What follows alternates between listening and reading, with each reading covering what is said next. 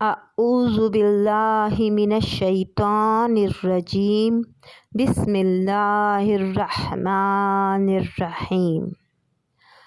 نحمدہ ونصلی علی رسولہ الکریم رب اشرح لی صدری ویسر لی امری واحلل عقدۃ من لسانی یفقہوا قولی۔ سورہ بقرہ کی آیت نمبر 169 سے ترجمہ اور تفسیر کا آغاز کیا جا رہا ہے۔ انما صرف یامرکم تمہیں حکم دیتا ہے بالسوء برائی والفحشاء اور بے حیائی وان اور یہ کہ تقولوا تم کہو علی اللہ اللہ پر ما جو لا تعلمون تم نہیں جانتے۔ ترجمہ وہ تو یہی حکم کرے گا تم کو کہ برے کام اور بے حیائی کرو اور جھوٹ لگاؤ اللہ پر وہ باتیں جن کو تم نہیں جانتے ہو۔ وَإِذَا اور جب قیلا کہا جاتا ہے لہمت انہیں تبعوا پیروی کرو ما انزل جو اتارا اللہ نے قالوا وہ کہتے ہیں بل نتبع ہم پیروی بلکہ ہم پیروی کریں گے ما الفینا جو ہم نے پایا علیہ اس پر آباءنا اپنے باپ دادا اولو بھلا اگرچہ کانا ہوں آباؤہم ان کے باپ دادا لا یعقلون نہ سمجھتے ہوں شیئا کچھ بھی ولا یہتدون اور نہ ہدایت یافتہ ہوں۔ اور جب کوئی ان سے کہے کہ تابعداری کرو اس حکم کی کہ جو کہ نازل فرمایا اللہ تعالیٰ نے تو کہتے ہیں ہرگز نہیں ہم تو تابعداری کریں گے اس کی جس پر دیکھا ہم نے اپنے باپ داداؤں کو بھلا اگرچہ ان کے باپ دادے نہ سمجھتے ہوں کچھ بھی اور وہ نہ جانتے ہوں سیدھا راستہ۔ وَمَثَلُ اور مثال الَّذِينَ جن لوگوں نے کفروا کفر کیا کمثلی مانند حالت الَّذِی وہ جو ینطق پکارتا ہے بما اس کو جو لا یسمع نہیں سنتا الا سوائے دعاء پکارنا و نداء اور چلانا صم بہرے بکم گونگے عمی اندھے فہم پس وہ لا یعقلون پس وہ نہیں سمجھتے ہیں۔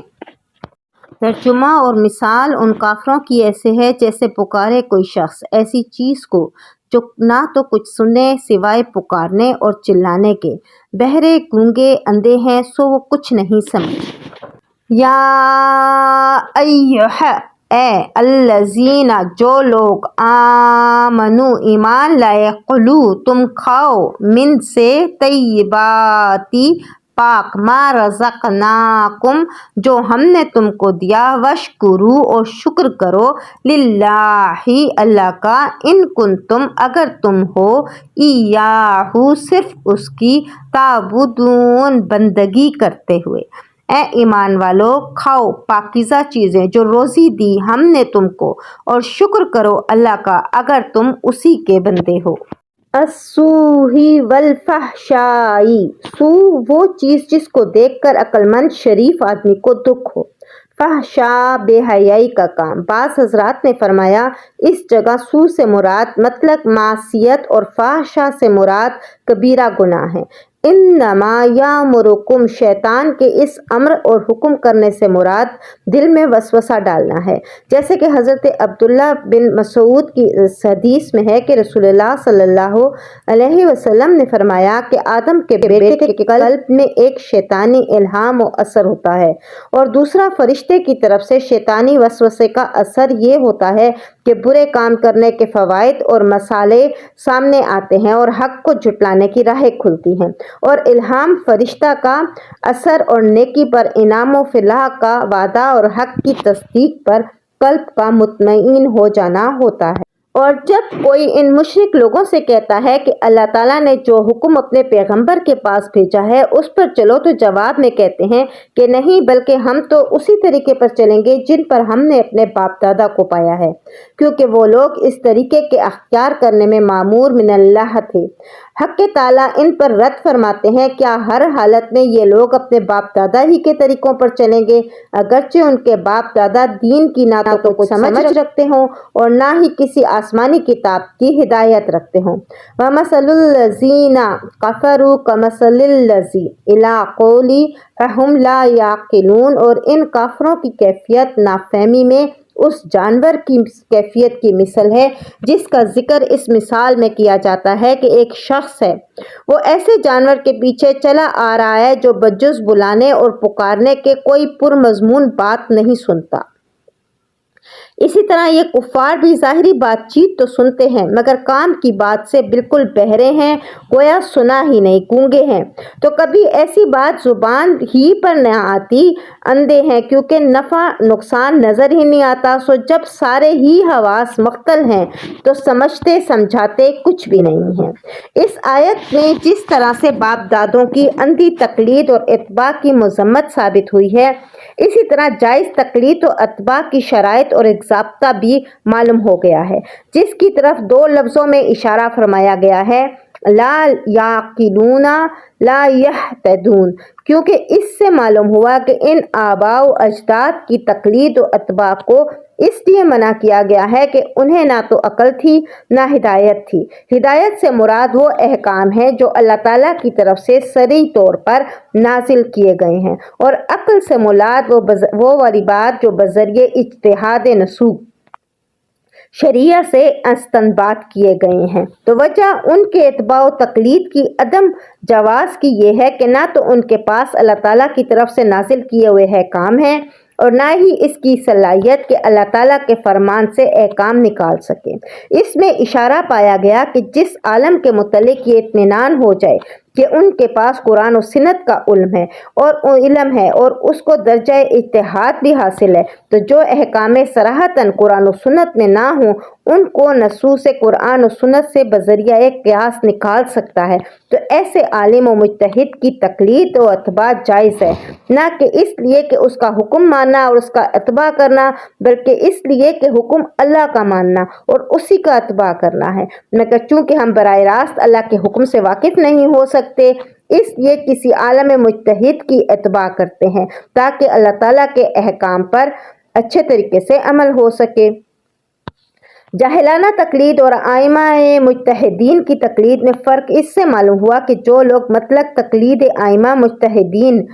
کے خلاف اس طرح کی آیات پڑھ دیتے ہیں، وہ خود ان آیات کے صحیح مدلل سے واقف نہیں ہیں۔ امام قرطبی نے اسی آیت کی تفسیر میں فرمایا ہے کہ آیت میں تقلید آبائی کے ممنوع ہونے کی جو ذکر کیا گیا ہے اس سے مراد باطل عقائد اور اعمال میں آباء و اجداد کی تقلید کرنا ہے۔ عقائد صحیحہ اور اعمال صالحہ میں تقلید اس میں داخل نہیں، جیسے کہ حضرت یوسف علیہ السلام کے کلام میں ان دونوں چیزوں کی وضاحت سورہ یوسف میں اس طریقے سے ہی آئی ہے۔ ترجمہ: میں نے ان لوگوں کی ملت و مذہب کو چھوڑ دیا جو اللہ پر ایمان نہیں رکھتے اور جو آخرت کے منکر ہیں، میں نے اتباع کیا اپنے آباء اور ابراہیم، اسحاق اور یعقوب علیہ السلام کا۔ اس میں پوری وضاحت سے ثابت ہو گیا کہ آباء کی تقلید باطل میں حرام ہے،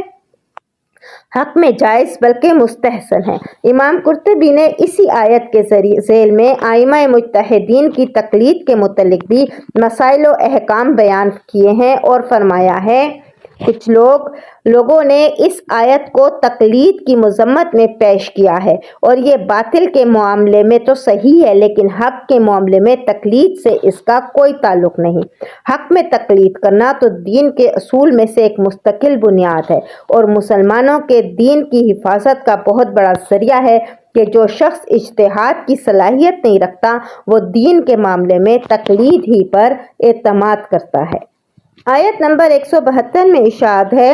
کہ اوپر عقل طیبات کے معاملے میں مشرکین کی غلطی بتا کر ان کی اصلاح مقصود تھی، آگے اہل ایمان کو اس بات سے متنبہ کیا گیا ہے کہ اس غلطی میں مشرکین کی موافقت نہ کرنے لگ جائیں۔ اسی کے ضمن میں اہل ایمان کو اپنے انعامات کا ذکر اور اس پر ادائے شکر کی تعلیم بھی ہے کہ اے ایمان والو، ہماری طرف سے تم کو اجازت ہے کہ جو شرع کی روح سے پاک چیزیں ہم نے تم کو منعمت فرمائی ہیں ان میں سے جو چاہو کھاؤ برتو، اور اس اجازت کے ساتھ یہ حکم ہے کہ حق کے تعالیٰ کی شکر گزاری کرو، زبان سے بھی ہاتھ پاؤں سے بھی خدمت و اطاعت بجا لا کر بھی، اور دل سے ان نعمتوں کو من جانب اللہ سمجھ کر بھی۔ اگر تم خاص ان کے ساتھ غلامی کا تعلق رکھتے ہو اور یہ تعلق ہونا مسلم اور ظاہر ہے، پس وجوب شکر بھی ثابت ہے۔ ربط اس طریقے سے ہے کہ اوپر تو اس کا بیان تھا کہ حلال کو حرام مت کرو، آگے یہ مذکور ہوتا ہے کہ حرام کو حلال مت سمجھو، جیسا کہ مشرکین اس میں مبتلا تھے کہ مثلا مردار جانور اور ایسے جانور جن کو غیر اللہ کے نام پر ذبح کیا گیا ہو، مشرکین ان کو کھایا کرتے تھے، اس سے منع کیا گیا۔ اسی کے ضمن میں یہ بھی بتلا دیا گیا کہ اللہ کے نزدیک فلاں فلاں جانور حرام ہے، اس کے سوا دوسرے جانوروں کو اپنی طرف سے حرام قرار دینا غلطی ہے۔ اس سے پچھلے مضمون کی تائید ہو گئی۔ اللہ تعالیٰ نے تم پر صرف ان چیزوں کو حرام کیا ہے اور ان چیزوں کو حرام نہیں کیا جن کو تم اپنی طرف سے حرام کر رہے ہو، جیسا کہ گزرا ہوا، یعنی مردار جانور کو جو باوجود واجب ذبح ہونے کے بلا ذبح شرعی مر جائے، اور خون کو جو بہتا ہوا ہو، اور خنزیر کے گوشت کو، اسی طرح سے اس کے سب اجزاء کو بھی، اور ایسے جانور کو بھی جو باقصد تقرب غیر اللہ کے نامزد کیا گیا ہو، ان سب کو بے شک حرام کیا ہے۔ پھر بھی اس میں اتنی آسانی رکھی ہے کہ جو شخص بھوک میں بہت ہی بےتاب ہو جائے، بشرطے کہ نہ تو کھانے میں طالب لذت ہو اور نہ ہی قدر ضرورت و حاجت سے تجاوز کرنے والا ہو، اس حالت میں ان چیزوں سے کھانے میں بھی اس شخص پر کچھ گناہ نہیں ہوتا۔ واقعی اللہ تعالیٰ ہیں بڑے غفور و رحیم کہ ایسے وقت میں بھی یہ رحمت فرمائی کہ گناہ کی چیز میں سے بھی گناہ کو اٹھا دیا گیا۔ حلال کھانے کی برکت اور حرام کھانے کی نحوست آیات مذکورہ میں جیسا کہ حرام کھانے کی ممانعت کی گئی ہے، اسی طرح حلال طیب چیزوں کے کھانے اور اس پر شکر گزار ہونے کی ترغیب بھی ہے، کیونکہ جس طرح حرام کھانے سے اخلاق رذیلہ پیدا ہوتے ہیں، عبادت کا ذوق جاتا رہتا ہے، دعا قبول نہیں ہوتی، اسی طرح حلال کھانے سے نور پیدا ہوتا ہے، اخلاق رذیلہ سے نفرت، اخلاق فاضلہ کی رغبت پیدا ہوتی ہے، عبادت میں دل لگتا ہے، گناہ سے دل گھبراتا ہے، دعا قبول ہوتی ہے۔ اسی لیے اللہ تعالیٰ نے اپنے سب رسولوں کو یہ ہدایت فرمائی ہے کہ اے ہمارے رسولو، تم پاکیزہ چیزیں کھاؤ، نیک عمل کرو۔ اس میں اشارہ ہے کہ نیک عمل کرنے میں رزق حلال کا بڑا دخل ہے۔ اسی طرح قبول دعا میں حلال کھانا معین اور حرام معنی قبول ہے۔ رسول اللہ صلی اللہ علیہ وآلہ وسلم نے فرمایا، بہت سے لوگ طویل السفر پریشان حال اللہ کے سامنے دعا کے لیے ہاتھ پھیلاتے ہیں اور یا رب یا رب پکارتے رہتے ہیں، مگر کھانا ان کا حرام، پینا ان کا حرام، لباس ان کا حرام، غذا ان کی حرام، ان حالات میں ان کی دعا کہاں قبول ہو سکتی ہے؟ صحیح مسلم ترمذی از ابن کثیر۔ صدق اللہ العلی العظیم۔